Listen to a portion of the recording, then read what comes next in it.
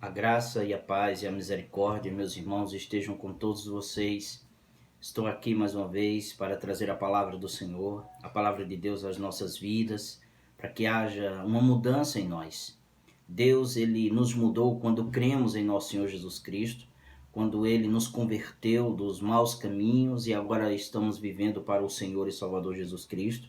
Mas essa mudança, ela é constante. É certo que nós recebemos um novo coração, mas o propósito de Deus é nos assemelharmos a Cristo Jesus, o que seremos na sua vinda. Então, enquanto estivermos neste mundo, precisamos viver em santidade. E a sua palavra é o conteúdo onde nós aprendemos e obedecemos a sua voz, obedecemos o Senhor. Vamos continuar orando pela situação do nosso país, pela situação do mundo, pela situação de nossa igreja. Graças ao Senhor, Ele tem nos preservado, Ele tem nos abençoado de maneira poderosa, rica. Vamos continuar assim orando ao Senhor.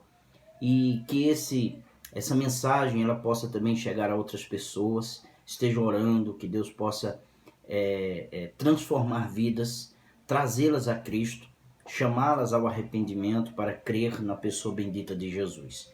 Nós iremos começar uma série de pregações no livro do profeta Miqueias. É um daqueles profetas menores não pelo status, mas menor porque o conteúdo do seu livro é menor do que Isaías, é menor do que Ezequiel, é menor do que o de Jeremias. Então, assim iremos tratar no livro de Miqueias com o seguinte tema: depois das trevas, luz. Mas hoje o tema de nossa pregação, esse depois das trevas, luz, é o tema geral de todo o livro. E aqui eu quero partilhar com vocês o tema de hoje. O tema de hoje é a palavra do Senhor e a história de duas cidades, que está logo aí, em Miqueias capítulo 1, no verso 1. Ele diz assim: palavra do Senhor que em visão veio a Miqueias, de Moresete, a respeito de Samaria e Jerusalém. Isso aconteceu nos dias de Jotão, Acás e Ezequias, reis de Judá.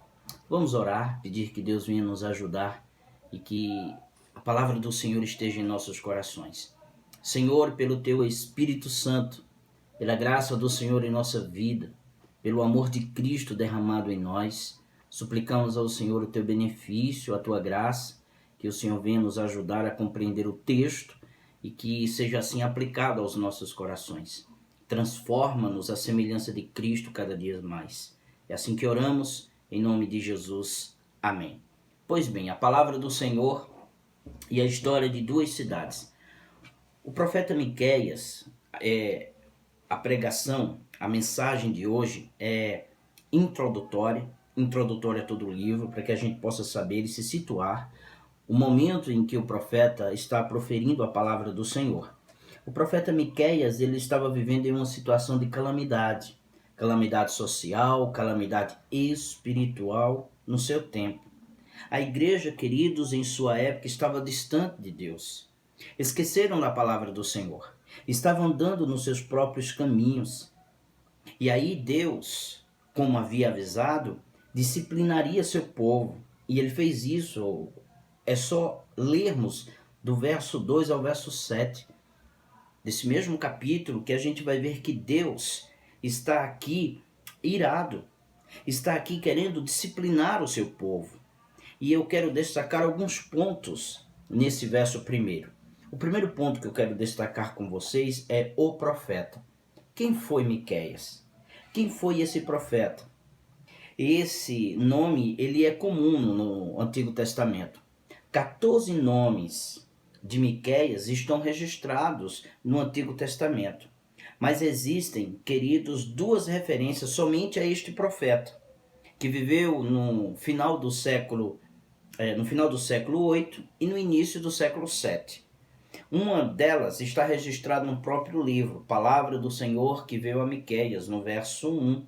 A outra referência, 100 anos depois, é registrada pelo profeta Jeremias, que fala acerca de Miqueias, da pregação, de julgamento que ele trouxe, e que trouxe um avivamento no tempo do rei Ezequias. trouxe arrependimento e avivamento. Isso Jeremias registra no capítulo 26, verso 18 e 19. O texto aqui apresenta a personalidade do profeta de duas maneiras. A primeira, o significado teológico do seu nome. Que significado tinha o nome Miqueias? O nome Miqueias significa quem é semelhante ao Senhor. Então, o seu nome já trazia teologicamente razões claras de que não havia outro Deus a não ser o Senhor. Quem é semelhante a Deus? Quem é semelhante ao Senhor? Os seus pais é um exemplo de dedicação a Deus, ao colocar o nome do seu filho para glorificar o nome do próprio Senhor. Isso está registrado no capítulo 7, verso 18. O seu nome está ali registrado, dizendo o seguinte: quem é semelhante a ti, ó Deus, que perdoa iniquidades e te esquece da transgressão do remanescente da tua herança? Capítulo 7, verso 18. Ele diz, por meio do seu nome, que apesar do julgamento de Deus, apesar do julgamento divino contra o pecado do seu povo, Deus é cheio de misericórdia. Deus é gracioso. Deus é bondoso e que Ele ama seu povo. Ele disciplina seu povo pelo fato deles estarem vivendo distante do Senhor, vivendo distante dele, com seus próprios pecados e erros, mas o Senhor também ama seu povo profundamente. E é isso que o profeta quer comunicar a misericórdia de Deus, o amor do Senhor. Depois a gente pode ver a cidade que o profeta morava. Era Moresete, diz o texto. Moresete era uma aldeia em Judá que ficava 35 quilômetros distante da capital, Jerusalém. Era uma cidade agrícola, era um lugar que estava sofrendo com a opressão dos ricos decadentes da capital de Jerusalém. Os ricos estavam oprimindo os pobres ali na zona rural. Era um lugar, querido, certo para produzir um profeta reformador, que traria a palavra de Deus. A situação em que se encontrava no tempo parece com os nossos dias, como hoje. Muitos ricos estão aproveitando a situação dessa pandemia, estão aproveitando a situação do Covid-19 para se darem bem financeiramente, para oprimir os mais fracos, para se darem bem politicamente. Então os políticos, muitos, aproveitam o momento para enriquecer os seus cofres, em detrimento das pessoas que estão morrendo com o vírus. Que Deus tenha piedade, queridos. Terceiro ponto é que Miqueias exerceu seu ministério profético no mesmo tempo do profeta Isaías. No mesmo período, eles profetizaram a cidade de Judá, que estava separada de Israel depois da morte de Salomão. Depois da morte de Salomão, veio os seus filhos, e os seus filhos andaram erradamente, e houve a divisão das 10 tribos e 2. Então, eles estavam profetizando para Judá, tanto Miqueias quanto Isaías. Segundo ponto que eu quero ver com vocês é o tempo do profeta. A identidade do profeta é importante, mas também o seu contexto. O tempo em que ele viveu, que ele serviu o Senhor e a importância de tudo isso. Quando ele viveu e serviu o Senhor? Ele cita aí no verso 1, ele diz, nos dias de Jotão, nos dias de Acás e nos dias de Ezequias, que eram reis de Judá. Isso está aí no verso 1. E é costume no Antigo Testamento datar o tempo com os nomes dos reis. Isto aqui nos leva aos anos 740 e 687 a.C. Então ele profetizou num período de 53 anos. Foi assim o seu ministério. A descrição, queridos, desses reis está listados em 2º livro dos Reis, capítulo 15, verso 32 a 38, capítulo 16, verso 1 ao 4, capítulo 18, verso 1 até o capítulo 20, verso 20. Está ali descrito o rei Acás, Jotão e Ezequias. Nessa época existiam 2 grandes problemas em Israel. Um era externo e o outro era interno. A preocupação externa era o poder da Síria, que estava crescendo. A mesma Síria, queridos e amados irmãos, que recebeu um avivamento. A mesma Síria que se arrependeu com a pregação de Jonas.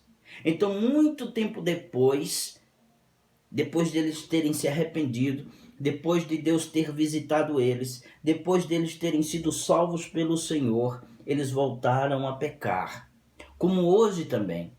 Muitas pessoas são regeneradas, são salvas, são perdoadas, mas depois as gerações seguintes, queridos, vão se esquecendo do Senhor. Por isso que nós precisamos de uma visitação constante do Espírito de Deus para apresentar a glória de Cristo. Outras nações, esse era o problema externo, outras nações pagavam tributos altos e eram influenciados pelos costumes pagãos dos assírios. Esse povo estava oprimindo a todos, até o povo de Deus. Era um povo que era um instrumento do Senhor para disciplinar o seu povo. Era um tempo de crise no reinado de Jotão, Acaz e Ezequias. Existiam pequenos grupos que não se dobraram, queridos, os joelhos aos deuses e aos costumes pagãos. Esse sintoma político, esse sintoma militar de opressão para o povo de Deus era apenas um sintoma de um problema muito maior e de um problema muito mais profundo, que era a condição moral e a condição espiritual de Jerusalém. E possa ser que hoje em dia seja assim. Tudo que está acontecendo conosco, seja a condição da igreja moralmente, seja a condição da igreja espiritualmente, a nossa civilização ocidental, ela abandonou, queridos, os fundamentos cristãos, a vida com Cristo, a dedicação ao Senhor, e estamos vivendo em tempos difíceis. Judá também havia abandonado a sua herança religiosa, havia abandonado a palavra de Deus, havia abandonado a palavra do Senhor. E o profeta Miqueias é levantado nesse tempo porque ele se preocupa com a santidade do povo. Ele se preocupa com um povo santo que Deus chamou para ser santo. Em seus dias, os ricos ficavam mais ricos e os pobres mais pobres ainda, e muitas vezes por meio de violência. Miqueias é chamado de o profeta dos pobres. Porém, queridos, a gente pode enxergar diante dos textos, quando a gente vai ler todo o livro, que ele defendia o que hoje nós chamamos de classe média. Porque o capítulo 2, verso 2, diz assim: cobiçam campos e se apossam deles, cobiçam casas e as tomam, assim fazem com violência, a uma e a outra casa, a sua casa, a uma pessoa e a sua herança. Isso significa que as pessoas que estavam sendo oprimidas tinham suas casas, tinham seus campos, estavam assim perecendo pela maldade dos assírios e de todos os políticos do seu tempo e todos os que estavam religiosamente liderando o povo estavam envolvidos com o pecado. Haviam, queridos, nessa época, práticas comerciais enganosas. Capítulo 6, verso 10 e 12, diz assim o texto: ainda se encontram na casa dos ímpios os tesouros da impiedade, e a medida falsa do seu desterro, que eu detesto, melhor dizendo, não é assim que diz? Poderia eu inocentar balanças desonestas e uma bolsa com pesos adulterados? O comércio era como nós vemos hoje, enganoso. Pessoas que gostam de se dar bem à custa dos outros. Era isso que estava acontecendo. E a vida familiar naquele tempo, como hoje, também estava esfacelada. Capítulo 7, versos 5 e 6 diz assim: não acredite em seu amigo, nem confie no seu companheiro. Não compartilhe os seus segredos, nem mesmo com a sua mulher. Porque o filho despreza o pai, a filha se levanta contra a mãe e a nora contra a sogra. Os inimigos de uma pessoa são os da sua própria casa. E estava a sociedade esfacelada, melhor dizendo. Estavam esquecendo da palavra do Senhor, como hoje também em dia. Por isso que entra a palavra do Senhor. E é por isso que o profeta chama o povo a palavra do Senhor. E esse é o outro ponto que nós queremos ver. E aqui o mais importante na introdução é exatamente isso que está no verso 1, que diz assim: palavra do Senhor que veio a Miqueias. Palavra do Senhor que veio a Miqueias. A declaração do profeta nos chama a atenção. Ele não atribui aqui sua mensagem a nenhuma engenhosidade humana. Ele não diz que a mensagem brotou do seu próprio coração. Ele não pega como mérito e diz o seguinte: eu estou falando a vocês porque veio de mim mesmo. Mas ele diz que a palavra do Senhor veio a ele. É Deus quem toma a iniciativa de falar com seus mensageiros e com o seu povo. Miqueias, ele é passivo nessa ação. É ele quem recebe a mensagem para transmitir a mensagem. A mensagem é de autoria divina, como o restante de toda a Bíblia. E sendo ela autoria divina, vindo ela do Senhor, ela tem autoridade sobre nossas vidas. Ela precisa ser obedecida, tanto quanto foi no tempo do profeta, como hoje também.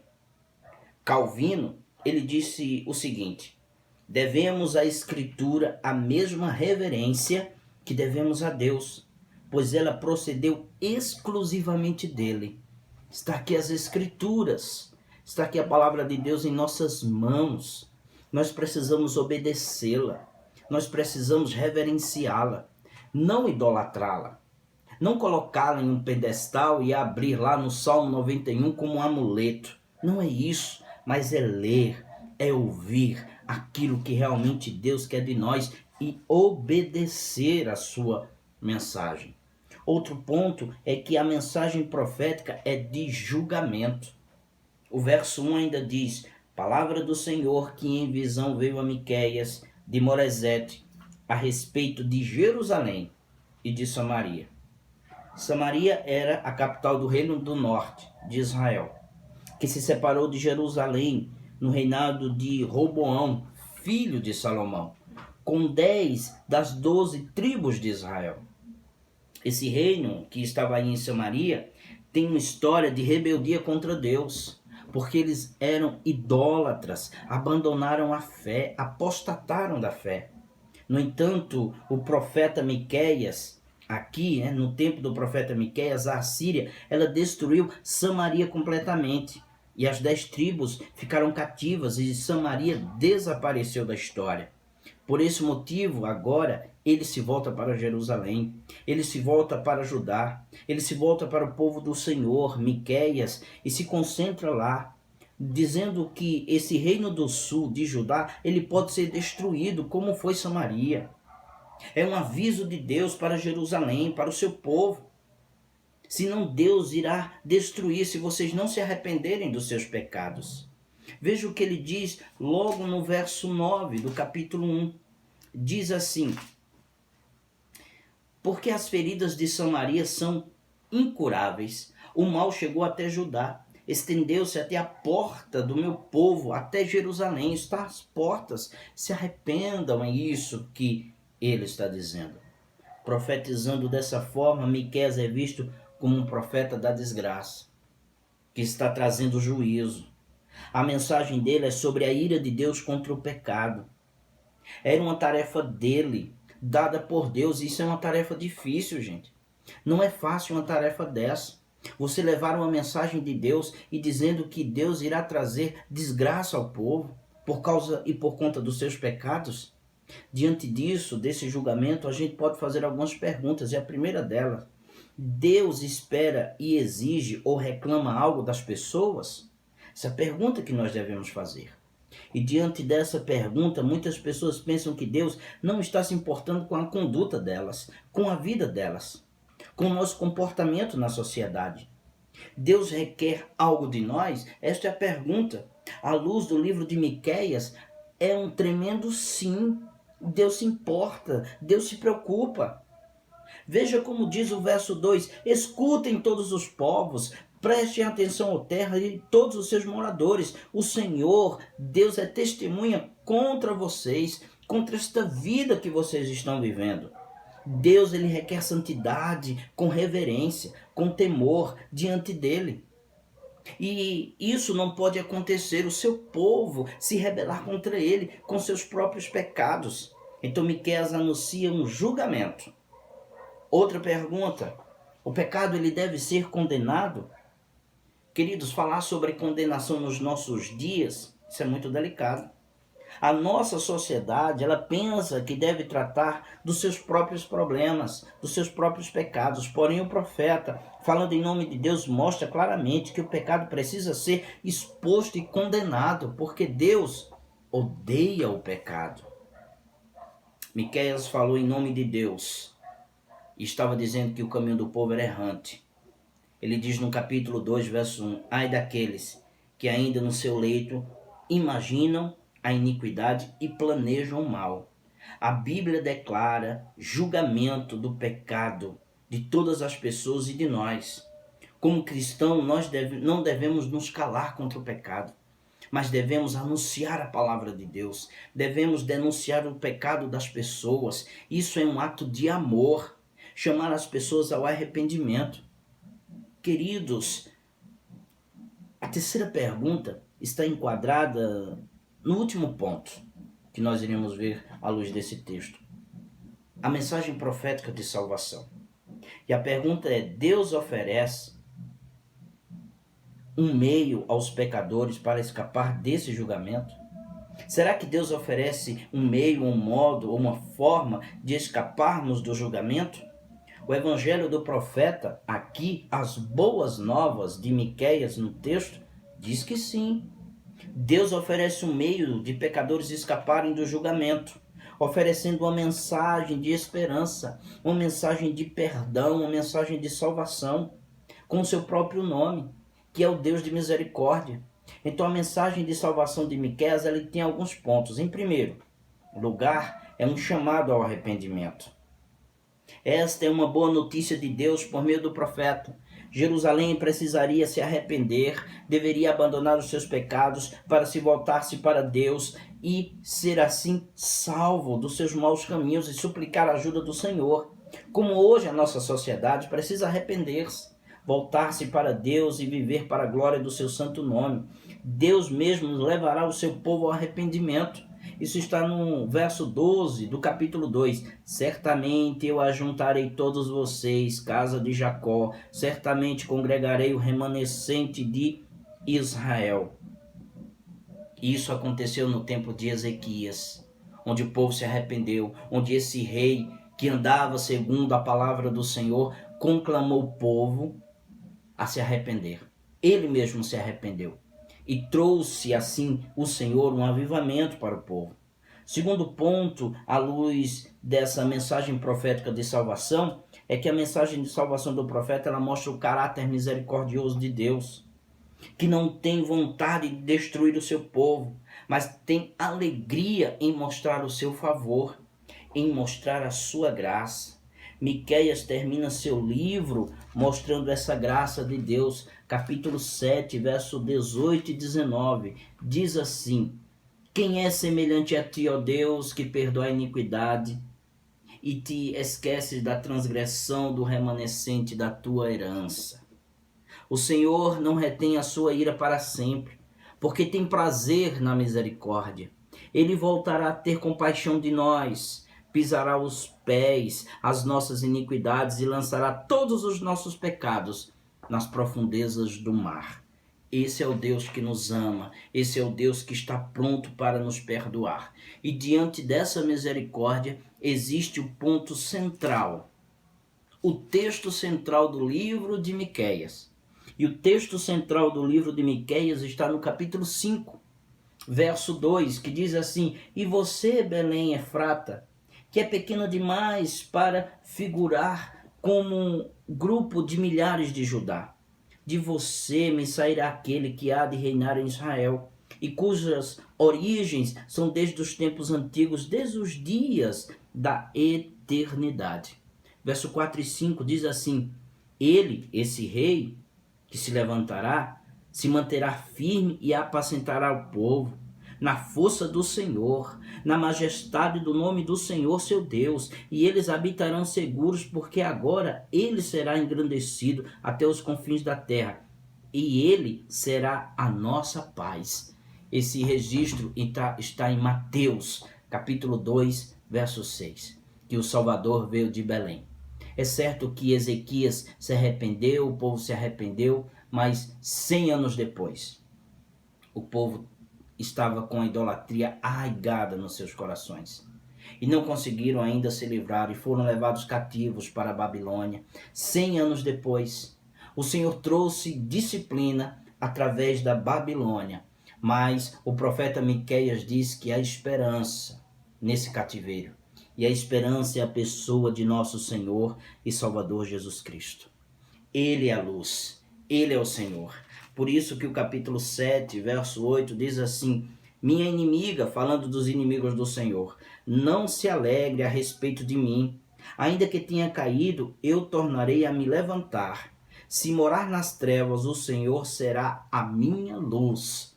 Nós que estamos vivendo no mundo em trevas, ainda vivemos na luz, porque a luz é o nosso Senhor Jesus Cristo. Então Deus oferece sim um meio para pecadores se arrependerem, para pecadores se livrarem do julgamento. E para se livrar do julgamento é a pessoa bendita de Jesus, o Senhor. Essa é a mensagem que eu quero trazer para vocês. Que Deus possa abençoar a vida de vocês e assim nós iremos prosseguir em todo o livro. Hoje só foi uma introdução, o verso primeiro, mas esteja orando para que Deus possa falar aos nossos corações. Cristo é a luz do mundo. Que Deus assim abençoe vocês em nome de Jesus. Amém.